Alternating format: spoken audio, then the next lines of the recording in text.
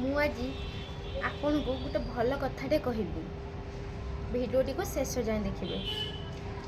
ଆପଣ ଜାଣିଛନ୍ତି ଆମ ଜୀବନର 90% ଦୁଃଖ କ'ଣ? ପ୍ରଥମତଃ ଆମେ ଅନ୍ୟ କାହା ସହ ନିଜକୁ ତୁଳନା କରିବା। ଆମେ ପ୍ରତିଦିନ ସୋସିଆଲ ମିଡ଼ିଆରେ ଅନ୍ୟମାନଙ୍କର ଭଲ ସମୟ, ତାଙ୍କ ଘର, ଗାଡ଼ି, ତାଙ୍କ ସଫଳତା ଦେଖି ଭାବନ୍ତି ଆମେ ସେମାନଙ୍କ ପଛରେ ରହିଗଲେ। ଗୋଟେ କଥା ମନେ ରଖିବେ, ସୂର୍ଯ୍ୟ ଚନ୍ଦ୍ର ଦୁହେଁ ସମୟ ଅନୁସାରେ ନିଜ ସ୍ଥାନରେ ହିଁ ଚମକିଥାନ୍ତି। ଗୋଟେ ଗଛରେ ଫଳ ପାଚିବାକୁ ବି ସମୟ ଲାଗେ। ଆପଣଙ୍କ ରାସ୍ତା ଅନ୍ୟ ଜଣଙ୍କ ରାସ୍ତା ସମ୍ପୂର୍ଣ୍ଣ ଅଲଗା ହୋଇଥାଏ। ଆମେ ଅନ୍ୟ କାହା ସହ ନିଜକୁ ତୁଳନା କରିବା ଅପେକ୍ଷା ନିଜର କାଲିକୁ ନିଜେ ଆଜି କିଛି ଭଲ କରିବାକୁ ଚେଷ୍ଟା କରିବା।